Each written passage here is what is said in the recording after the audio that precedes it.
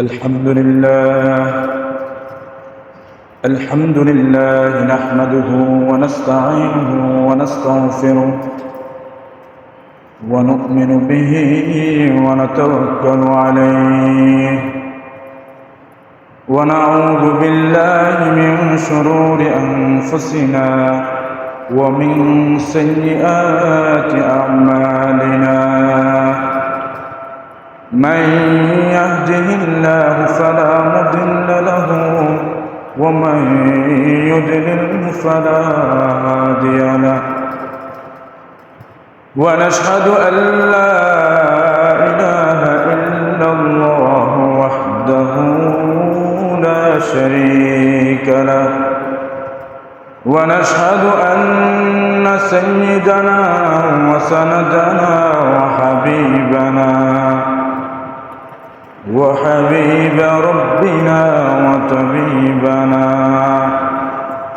ومولانا محمدا عبده ورسوله الذي أرسله الله تعالى بالحق بشيرا ونذيرا وداعيا إلى الله بإذنه وسراجا منيرا فقد قال الله تبارك وتعالى في كلامه المجيد أعوذ بالله من الشيطان الرجيم بسم الله الرحمن الرحيم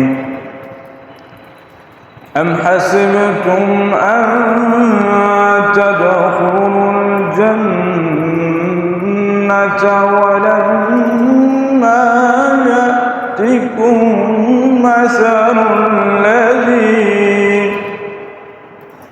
ولما يأتكم مثل الذين خلوا من قبلكم مستهم البأساء والضراء وزلزلوا حتى يقول الرسول والذين معه متى نصر الله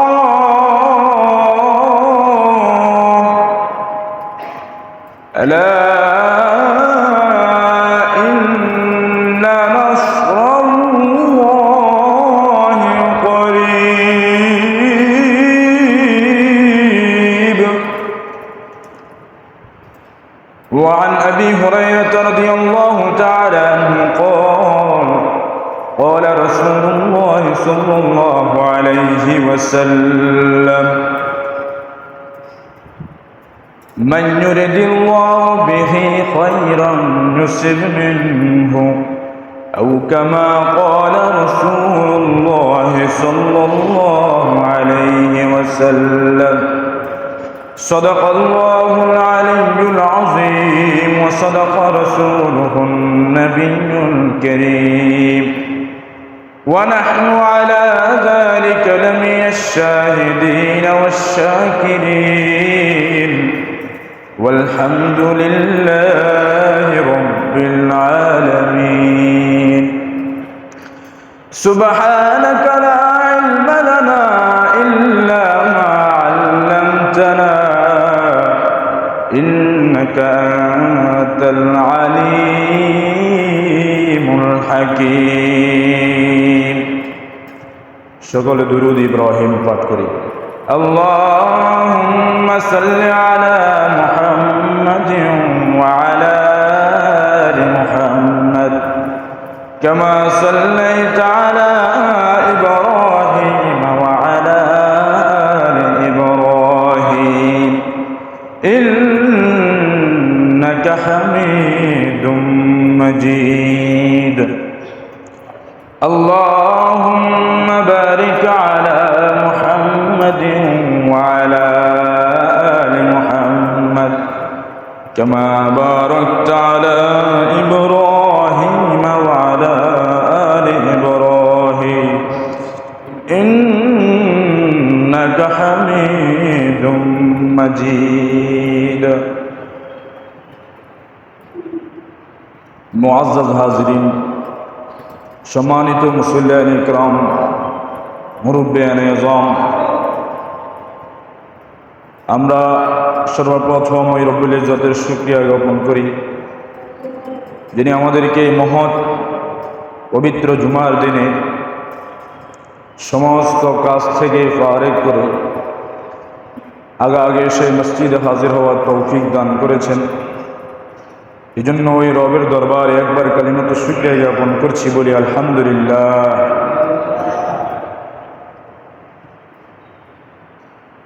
সম্মানিত সুধী, কুরআনুল কারীমের সূরাতুল বাকারার একখানা আয়াতে কারীমা আপনাদের সম্মুখে আমি তেলাওয়াত করেছি। এই আয়াতের মধ্যে রব্বুল আলামিন মুমিনদেরকে মেসেজ দিচ্ছেন যে তোমরা যদি ঈমান আনো তাহলে তোমাদেরকে বিভিন্ন দুর্দশা, সংকট, দুঃখ, দুর্দশা তোমাদেরকে স্পর্শ করবে। এটা কেবলমাত্র তোমাদের একার নয়, বরং তোমাদের পূর্বপুরুষদের এভাবে পরীক্ষা করা হয়েছিল। এমনকি এরকম পরিস্থিতিও এসেছে রাসূল পর্যন্ত মুমিনদের সাথে বলতেছিল, মাতা নাসরুল্লাহ, আল্লাহ রাব্বুল আলামিনের সাহায্য কোথায়? ভাইরা আমার, আমরা জানি আল্লাহ রাসূল সাল্লাল্লাহু আলাইহি ওয়াসাল্লাম এবং সমস্ত আম্বিয়া ইকরামদের ঈমান হলো সুদৃঢ় এবং মজবুত।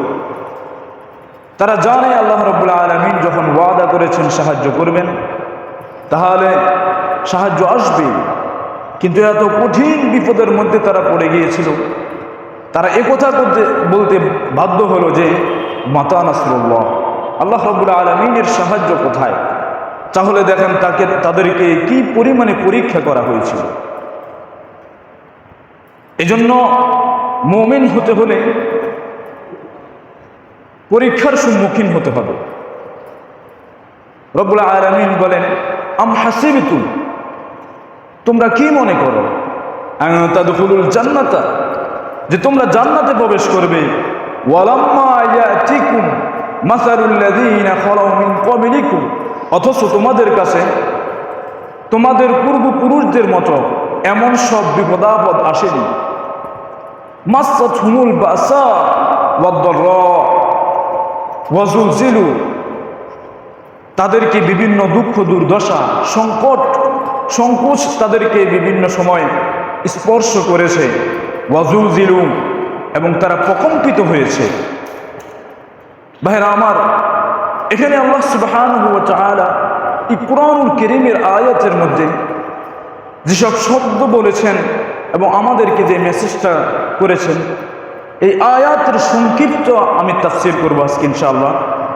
রব্বুল আলামিন এখানে বলেছেন, মাসালুল লাযীনা খালাউ মিন ক্বাবলিকুম, তোমাদের পূর্বপুরুষদের, পূর্বে উম্মতদেরকে আল্লাহ রাব্বুল আলামিন যেভাবে পরীক্ষা করেছেন। এখন প্রশ্ন জাগতে পারে যে তাদেরকে কিভাবে আল্লাহ রাব্বুল আলামিন পরীক্ষা করেছেন। এই আয়াতের অংশে তাফসীর অন্য সূরার মধ্যে আল্লাহ রাব্বুল আলামিন উল্লেখ করেছেন। যেমন সূরাতুল বুরুজের মধ্যে আল্লাহ রাব্বুল আলামিন উল্লেখ করেন, বিসমিল্লাহির রহমানির রহিম, ওয়াস সামাই যাতিল বুরুজ ওয়াল ইয়াউমিল মাউদ ওয়া শাহিদিন ওয়া মাশহুদ قتل أصحاب الأخدود النار ذات الوقود إذ هم عليها قعود وهم على ما يفعلون بالمؤمنين شهود। রব্বুল আলামিন এখানে বলেন ওয়াস-সামা'i যাতিল বুরুজ। এখানে ঘটনা বলার আগে রব্বুল আলামিন চারটা বিষয়ের কসম করেছেন। এক নম্বরে বুরুজ সম্বলিত আকাশের কসম তিনি করেছেন। বুরুজ সম্বলিত আকাশ অর্থ তারকারাজি দ্বারা যে আকাশকে সুসজ্জিত করা হয়েছে। আমরা জানি আমাদের যে উপরের আসমান রয়েছে সামাউদ দুনিয়া, এই আকাশ কিন্তু বিভিন্ন তারকারাজি দিয়ে ভরপুর। এসব তারকা সূর্য থেকে বড়, আর সূর্য দুনিয়া থেকে 12 লক্ষ গুণ বেশি বড়। তো এই আকাশের নিচে যে সমস্ত তারকারাজি রয়েছে, এই তারকারাজি দিয়ে আল্লাহ রাব্বুল আলামিন এই আকাশকে সুসজ্জিত করেছেন। এটা আল্লাহ রাব্বুল আলামিনের কাছে অনেক বেশি গুরুত্বপূর্ণ। এজন্য তিনি এই আকাশের কসম খেয়ে বলেন ওয়াস-সামা'i যাতিল বুরুজ ওয়াল ইয়াউমিল মাউত। দ্বিতীয় নম্বরে কসম করেন আল্লাহ রাব্বুল আলামিন কিয়ামতের দিনের, ওয়াল ইয়াউমিল মাউত প্রতিশ্রুত দিনের কসম তিনি করে বলেন ওয়া শাহিদিন ওয়া মাশহুদ। এবং তিনি শাহেদ এবং মাশহুদের কসম করেন। শাহেদ অর্থ হলো জুমার দিন। জুমার দিনকে শাহেদ এই জন্য বলা হয় কারণ জুমার দিন গুণময়ন ভাবে প্রত্যেক সপ্তাহে একবার মানুষের কাছে আসে। জুমার দিন আল্লাহ রাব্বুল আলামিনের কাছে অনেক গুরুত্বপূর্ণ একটা দিন, যেই দিনের মধ্যে আল্লাহ রাব্বুল আলামিন বান্দার ক্ষমার ঘোষণা দিয়েছেন। এই জুমার দিন আল্লাহ রাব্বুল আলামিন হযরত আদম আলাইহিস সালাতু ওয়াস সালামকে সৃষ্টি করেছেন। এই জুমার দিনে হযরত আদম আলাইহিস সালাতু ওয়াস সালামকে আল্লাহ রাব্বুল আলামিন দুনিয়াতে প্রেরণ করেছেন। এই জুমার দিনে আল্লাহ রাব্বুল আলামিন 7 আসমান এবং 7 জমিনকে সৃষ্টির পূর্ণ দিয়েছেন। এই জুমার দিনে আল্লাহ রাব্বুল আলামিন কিয়ামত সংঘটিত করবেন। এই জুমার দিনে আল্লাহ রাব্বুল আলামিন হযরত ইসরাফিল আলাইহিস সালাতু ওয়াস সালামের মাধ্যমে সিংহায় ফুৎকার দিবেন। জুমার দিন আল্লাহ রাব্বুল আলামিনের কাছে অনেক দামি একটা দিন। এজন্য আল্লাহ রাব্বুল আলামিন বলেন ইয়া আইয়ুহাল্লাযীনা আমানু, হে ঈমানদারগণ, ইযা নুদিয়া লিস-সালাতি মিন ইয়াউমিল জুমআ, যখন তোমাদেরকে জুমার দিনে ডাকা হবে নামাজের দিকে, ইলা যিকরিল্লাহ আই ইলা সালাতিল্লাহ, আল্লাহ রাব্বুল আলামিনের স্মরণ নামাজের দিকে যখন ডাকা হবে, ফাসাউ ইলা যিকরিল্লাহ, তখন তোমরা আল্লাহ রাব্বুল আলামিনের ডাকে সাড়া দেওয়ার জন্য নিজেরা যাইতে থাকবে। জুমার দিনের কসম আল্লাহ রাব্বুল আলামিন এখানে করেছেন। ওয়াল মাশহুদ, মাশহুদের কসম। মুফাসসিরিন কিরাম বলেন এখানে মাশহুদ বলতে আরাফার দিনকে বোঝানো হয়েছে। এই আরাফার দিন আল্লাহ রাব্বুল আলামিনের কাছে অনেক গুরুত্বপূর্ণ একটা দিন। এই আরাফার দিন এবং আরাফার মাঠটাকে আল্লাহ রাব্বুল আলামিন কিয়ামতের আগে বিশাল বড় চওড়া করে দিবেন, আর এখানে সমস্ত মানুষের বিচার তিনি সেখানে করবেন। সুবহানাল্লাহ। এই আরাফার দিন আল্লাহ রাব্বুল আলামিনের কাছে অনেক বেশি দামি এবং মূল্যবান। এই জন্য আল্লাহ রাব্বুল আলামিন আরাফার দিনের কসম খেয়ে বলেন 4টা কসম হয়েছে। 4টা কসম খাওয়ার পর আল্লাহ রাব্বুল আলামিন বলেন কুতিলা আসহাবুল উখদুদ, পরীক্ষা খননকারীরা ধ্বংস হয়ে গেছে। আমাদের পূর্বপুরুষদের উপর কিভাবে পরীক্ষা করা হয়েছিল এই আয়াতের মধ্যে সেই ঘটনার দিকে ইঙ্গিত আল্লাহ রাব্বুল আলামিন করেছেন। ঘটনার বিস্তারিত বর্ণনা সহিহ মুসলিমের 7401 নম্বর হাদিসের মধ্যে আল্লাহ রাসূল সাল্লাল্লাহু আলাইহি ওয়াসাল্লাম বলেন কানাল মালিকু ফিমা সালাফা ক্বাবলাকুম, তোমাদের আগের যুগে একজন রাজা ছিল, বাদশা ছিল। এবং তার একজন সাহের জাদুঘর ছিল। ওই জাদুঘর সে যখন বৃদ্ধ হয়ে যায়, ফালাম্মা কাবির, সে যখন বৃদ্ধ হয়ে যায় তখন সে রাজাকে বলে যে বাদশাহ, আমি তো বৃদ্ধ হয়ে যাইতেছি, আমার যেই জাদুর শিক্ষা রয়েছে এই শিক্ষাটা আমি কাউকে দিতে চাই, এজন্য আপনি আমার কাছে একজন যুবককে প্রেরণ করেন। রাজা একজন যুবককে প্রেরণ করলেন। যুবক যখন ওই জাদুঘরের কাছে যায় আর জাদুবিদ্যা হাসিল করে, প্রতিমধ্যে একজন রাহেবের সাথে তার দেখা হয়।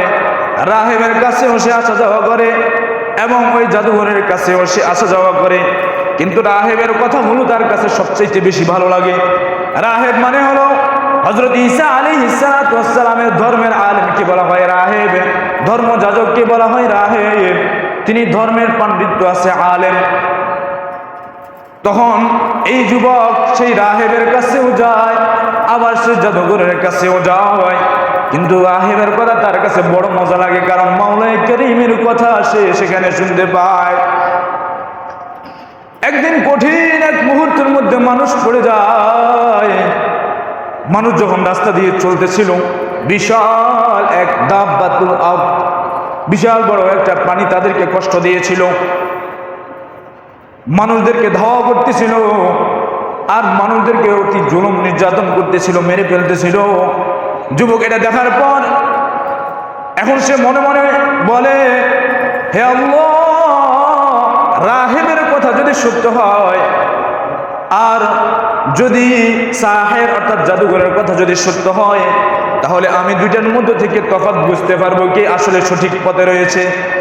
এজন্য সে রাহেবের নাম উল্লেখ করে বলল, আল্লাহ, রাহেব যদি সত্য হয় আর জাদুঘর যদি মিথ্যা হয়, তাহলে আপনি এই পাথরের মাধ্যমে এই বিশাল জন্তুকে আপনি খতম করে দেন। এই যুবক যখন আল্লাহ রাব্বুল আলামিনের নাম নিয়ে বিসমিল্লাহি বিইসমিবির রাহিবি, রাহেবের রবের নামে আমি পাথর নিক্ষেপ করতেছি, এই কথা বলে যখন সে পাথরটা নিক্ষেপ করে, তখন সাথে সাথে সেখানে সেই বড় জন্তুটা ধ্বংস হয়ে যায়, মরে যায়। সকল মানুষ দেখে আশ্চর্য হয়ে যায়। অনেক মানুষ তারা একসাথে হয়েও এই জন্তুটাকে তারা মারতে পারে না, কিন্তু একজন ছোট বাচ্চা, একজন যুবক, সে মাত্র একটা পাথর নিক্ষেপ করার মাধ্যমে এই জন্তুটাকে মেরে ফেললো। ভাইয়েরা আমার, এই যুবক সে তার পুরো ঘটনাটাকে রাহেবের কাছে গিয়ে বলল, আর রাহেব তখন বলতে লাগলো যে আল্লাহ রাব্বুল আলামিনের ঈমান তোমার অন্তরের মধ্যে পূর্ণতা লাভ করতেছে, এই জন্য তুমি সতর্ক থাকবা। রব্বুল আলামিনের ঈমান যখন কার মধ্যে আসে, তখন রব্বুল আলামিন তাকে বিভিন্নভাবে পরীক্ষা করবেন, পরীক্ষার সম্মুখীন হতে হবে। এখন তুমি পরীক্ষার জন্য প্রস্তুতি নিয়ে নাও।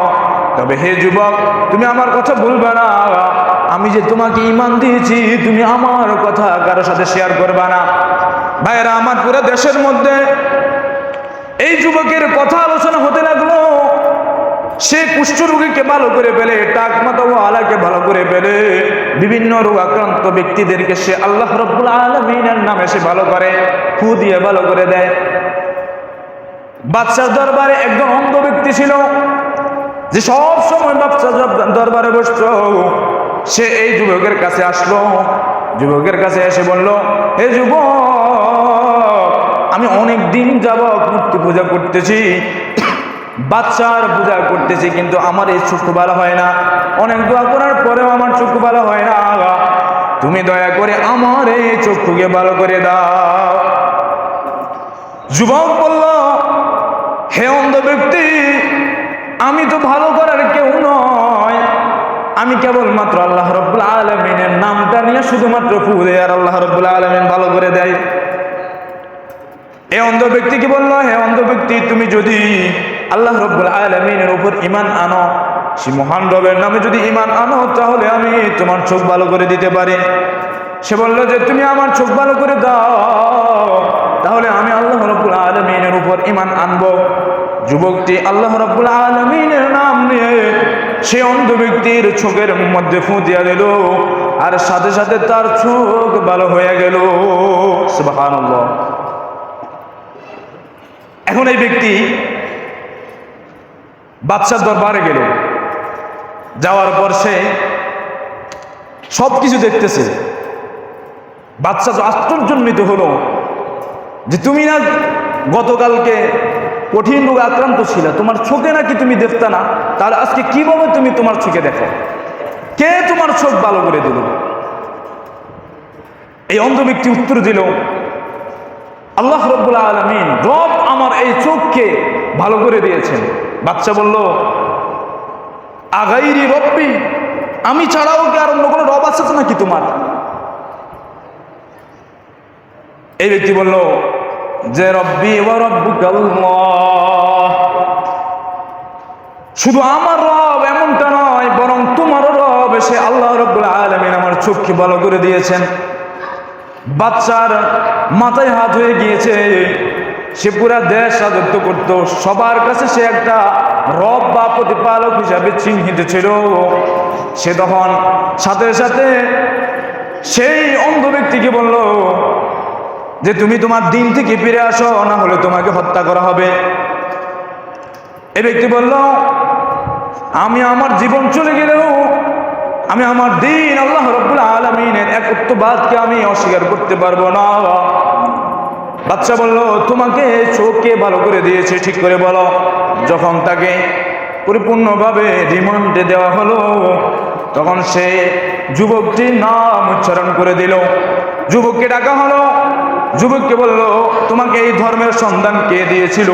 যুবককে রিমান্ড দেওয়ার পর সে রাহেবকে খুঁজে বের করা হলো। রাহেবকে আনা হলো। প্রথম রাহেবকে ধরে বলল, তুমি আমাকে রব হিসেবে মানো, গ্রহণ করে নাও, নতুবা আমি তোমাকে হত্যা করে দিব। ওই রাহেব বলল, আমাদের জীবনের অত বেশি লোভ নেই যে আমরা জীবন বাঁচানোর জন্য তোমার উপর ঈমান আনবো আল্লাহ রাব্বুল আলামিনকে ছেড়ে। তুমি যদি আমাকে 10 বার মৃত্যু দান করো, আবার 10 বার জীবিত করো, আবার হত্যা করো, তাহলে আমি আল্লাহ রাব্বুল আলামিনের উপর ঈমান আনা কখনো ছাড়বো না। একটা মিনসার আনা হলো। মিনসার অর্থ করাত। এটা করাত আনা হলো, হাদিসের শব্দ। করাত এনে এই রাহেবকে দ্বিখণ্ডিত করা হলো। এরপর এই অন্ধ ব্যক্তিটাকে ধরা হলো, তাকেও শেষ করে দেওয়া হলো। এরপর যুবককে বলল, যুবক, তুমি তোমার ধর্ম ত্যাগ করো, না হলে তোমাকে এখনই মেরে ফেলা হবে। যুবক তো ধর্ম ত্যাগ করে না।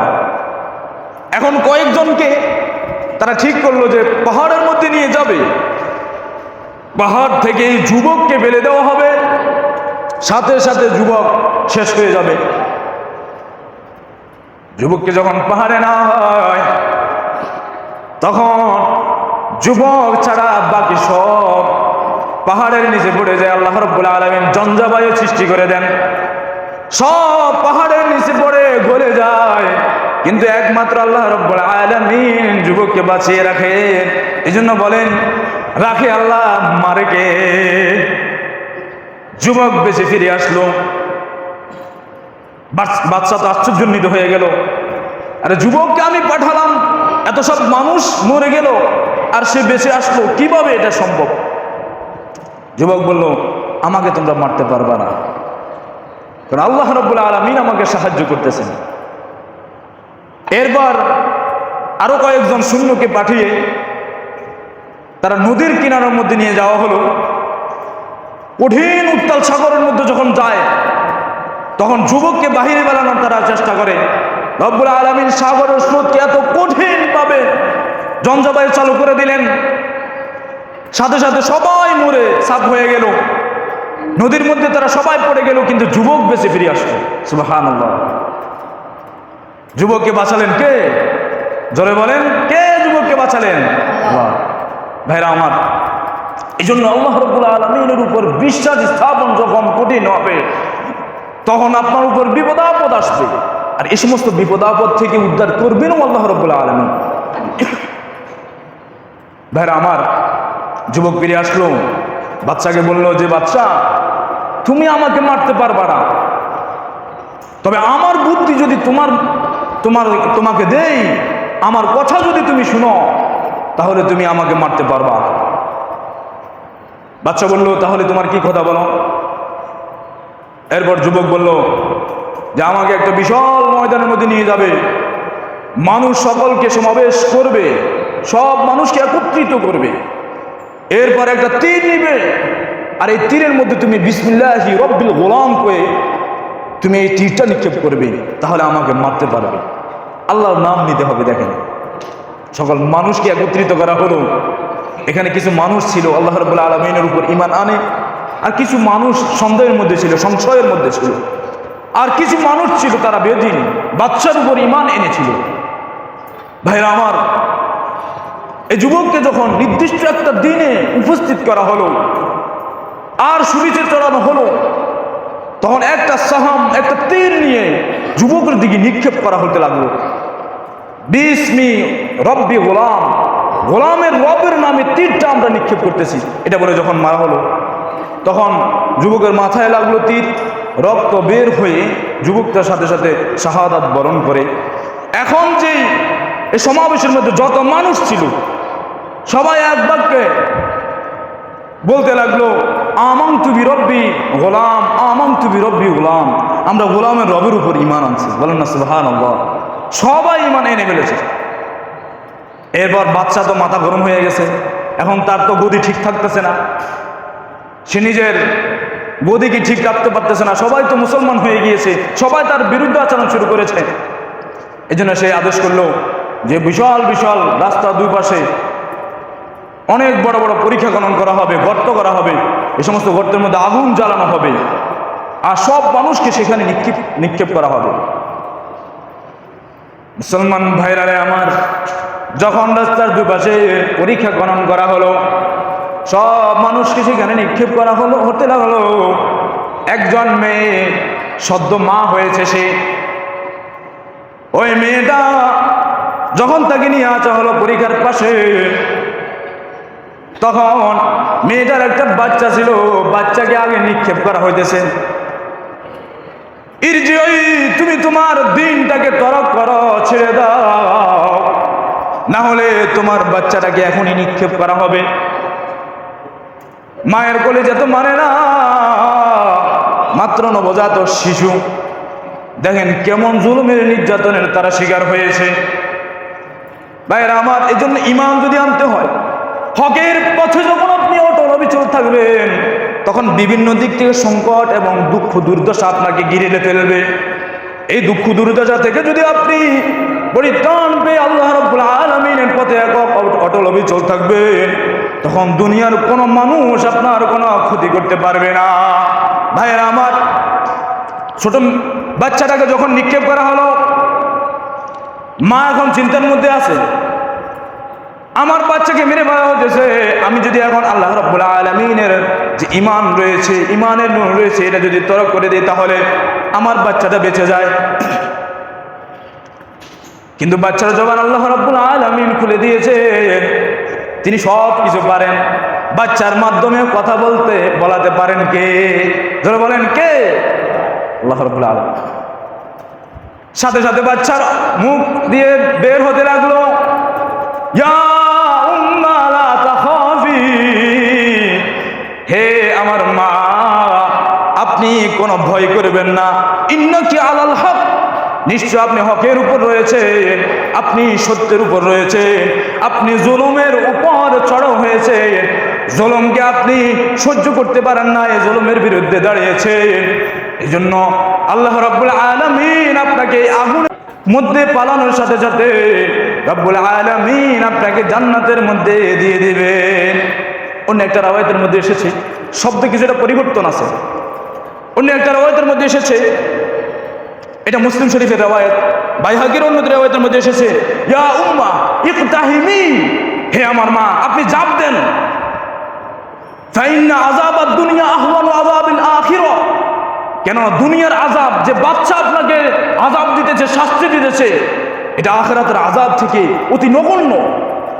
আমাদের এই দুনিয়ার হায়াতের মধ্যে আমরা যে সমস্ত জুলুমের শিকার হব, এই ৬০-৭০ জীবনের মধ্যে যদি আমরা জুলুমের শিকার হই, তাহলে এটা আমাদের জন্য বড় কিছু নয়, কারণ আমাদের হায়াতের মধ্যে বাকি সময় এখনো রয়ে গেছে, সেটা হলো আখিরাতের হায়াত।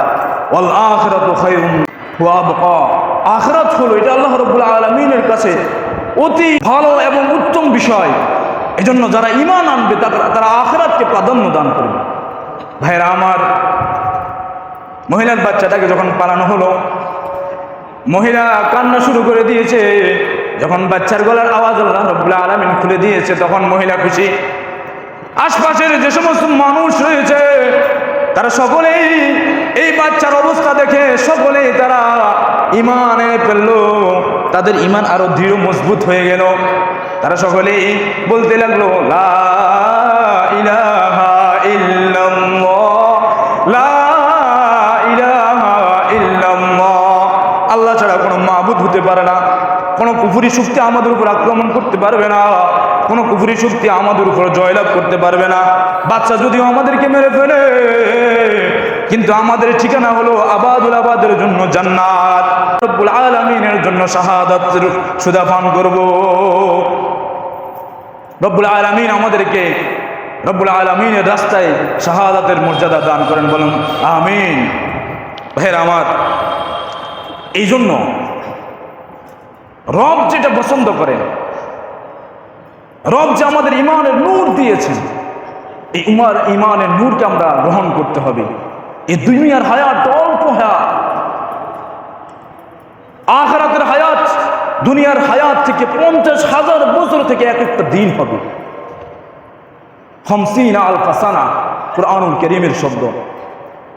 ভাই আমার, এই কুরআনুল কারীমের আয়াত সূরাতুল বাকারার আয়াত, যেটা আল্লাহ রাব্বুল আলামিন বলেছেন, আম হাসিবতুম আন তাদখুলুল জান্নাহ, তোমরা কি মনে করো তোমরা কি জান্নাতে প্রবেশ করবে? শুধু ঈমান আনার মাধ্যমে নাকি জান্নাতে প্রবেশ করবে? না না না, ওয়ালাম্মা ইয়াতিকুম মাসালুল লাযীনা খালাউ মিন ক্বাবলিকুম, অথচ তোমাদের কাছে এমন দুঃখ দুর্দশা আসে নাই যেটা তোমাদের পূর্বপুরুষদের উপর এসেছে। সূরাতুল ইয়াসিনের এই আয়াতের ব্যাখ্যা, সূরাতুল ইয়াসিনের একখানা আয়াতে কারিমা আপনাদের সম্মুখে আমি তেলাওয়াত করি। হাবিবে নাজ্জারের ঘটনা আল্লাহ রাব্বুল আলামিন উল্লেখ করেন। রব্বুল আলামিন বলেন, ওয়াজাআ মিন আকসাল মাদিনাতি রাজুলুন ইয়াসা ক্বালা ইয়া কওমি ইত্তাবিউল মুরসালিন ইত্তাবিউ মান লা ইয়াসআলুকুম আজরান ওয়া হুম মুহতাদুন। ভাইরা আমার, সূরাতুল ইয়াসিনের মধ্যে আল্লাহ রাব্বুল আলামিন হাবিবে নাজ্জারের ঘটনাটি উল্লেখ করেন। এই ঘটনাটি বাইহাকির মধ্যে এসেছে, তাবরানির মধ্যে এসেছে, এবং আল্লামা সাবুনী রাহিমাহুল্লাহ তাআলা তার সফওয়াতুল কুরআনের মধ্যে এই ঘটনাটি উল্লেখ করেছেন। হাবিবে নাজ্জার তার বাড়ি ছিল শহরের এক প্রান্তে। যখন মানুষরা রাসূলদেরকে মেরে ফেললো, 3 জন রাসূলদেরকে মেরে ফেলার জন্য উদ্গ্রীব হয়ে গেল, তখন হাবিবে নাজ্জার সে তার গ্রাম থেকে উঠে আসলো। হাবিবে নাজ্জার ছিল একজন মূর্তি পূজারী। 60 বছর পর্যন্ত সে মূর্তি পূজা করতো, আল্লাহকে চিনত না। তার শরীরের মধ্যে কুষ্ঠরোগ ছিল। নবীদের কাছে সে এসে বলল, হে আল্লাহর নবী, আপনারা যদি সত্য হন তাহলে আমার এই কুষ্ঠরোগকে ভালো করে দেন। নবী 3 জন বলল, হে হাবিবে নাজ্জার, নাজ্জার মানে হলো কাঠমিস্ত্রি, সে মূলত কাঠমিস্ত্রি ছিল। হে হাবিবে নাজ্জার, তুমি যদি আল্লাহ রাব্বুল আলামিনের উপর ঈমান আনো তাহলে আমরা অবশ্যই আল্লাহ রাব্বুল আলামিনের নামে তোমাকে সুস্থ করতে পারি। সাথে সাথে হাবিবে নাজ্জার মুসলমান হয়ে গেল। হাবিবে নাজ্জার মুসলমান হওয়ার পর এরপর এই 3 জন রাসূলকে যখন তার কওম শেষ করে দেওয়ার জন্য মাস্টার প্ল্যান তৈরি করে নিল, তখন হাবিবে নাজ্জার উঠে আসলো গ্রাম থেকে। উঠে আসলে তার কওমকে বলল, ইয়া কওমি ইত্তাবিউল মুরসালিন, হে কওম, আমার কওম, তোমরা আমার এই রাসূলদের প্রতি ঈমান আনো। যে সমস্ত রাসূল তোমাদের থেকে কোনো আজর তালাশ করেন না, কোনো প্রতিদান চান না, সে সমস্ত ব্যক্তিদেরকে তোমরা অনুসরণ করো, তাদের উপর ঈমান আনো। জন্য ভাইয়েরা আমার, উলামায়ে কেরামরা যখন মানুষদেরকে হেদায়েতের জন্য কোনো কথা বলে তখন তাদের থেকে কোনো আজর তালাশ করে না, তাদের থেকে কোনো উজরত নেয় না। রব্বুল আলামিন তাদেরকে যে দ্বীনি দায়িত্ব দিয়েছে সেই দ্বীনি দায়িত্ব কেবলমাত্র তারা পালন করে। এজন্য ভাইরা আমার, উলামায়ে কেরাম যখন কোনো কথা বলবে হকের পথে থেকে, তখন সেটা আমাদেরকে মানতে হবে। নতুবা আমরা সেই হাবিবে নাজ্জারের কওমের মতো পরিণত হব। ভাইয়েরা আমার, হাবিবে নাজ্জার সে কওমদেরকে বোঝাতে লাগলো। কওম তাকে বলল, আপনিও কি ঈমান এনেছেন নাকি? সে বলল, হ্যাঁ। তোমরাও ঈমান আনো, ইত্তাবিউ, তোমরাও অনুসরণ করো। সাথে সাথে হাবিবে নাজ্জারকে তারা ফিস্টের মধ্যে রেখে পেট থেকে সমস্ত নাড়ি ভুড়ি তার পিছনের রাস্তা দিয়ে বের করে দিল। আল্লাহ রাব্বুল আলামিন হাবিবে নাজ্জারকে পরীক্ষা করতেছেন, কঠিন পরীক্ষা। সাথে সাথে ফেরেশতারা তাকে বলল, কিলা দুখুলুল জান্নাহ, হে হাবিবে নাজ্জার, তুমি জান্নাতে প্রবেশ করো। জান্নাতে প্রবেশ করার সাথে সাথে সে আল্লাহ রাব্বুল আলামিনের শুকরিয়া জ্ঞাপন করতেছিল। তখন সে বলতে লাগলো, হায় আমার কওমের জন্য আফসোস, তারা যদি জানতো আমি কিরকম সুখে রয়েছি। ভাইরা আমার, যুগে যুগে এভাবে আল্লাহ রাব্বুল আলামিন মুমিনদেরকে পরীক্ষা করেছেন। এই জন্য আল্লাহ রাব্বুল আলামিন বলে, আম হাসিবতুম আন তাদখুলুল জান্নাহ ওয়ালাম্মা ইয়াতিকুম মাসালুল লাযীনা খালাউ মিন ক্বাবলিকুম, তোমরা ভেবো না যে তোমরা এমনিতেই জান্নাতে প্রবেশ করবে, অথচ তোমাদের কাছে দুঃখ দুর্দশা পরীক্ষা আসেনি। এই জন্য সব সময় আমরা পরীক্ষার জন্য প্রস্তুত থাকবো। রব্বুল আলামিনকে দ্বীনকে হেফাজত করার জন্য, এই দ্বীন টিকে রাখার জন্য আমরা লড়াই করে যাব ইনশাআল্লাহ। আল্লাহ রব্বুল আলামিন আমাদেরকে পরিপূর্ণভাবে দ্বীনের জন্য কবুল করেন। ওয়া আখিরু দাওয়ানা আলহামদুলিল্লাহি রাব্বিল আলামিন। যারা কাবলার জন্য 4 রাকাত পড়তে পারে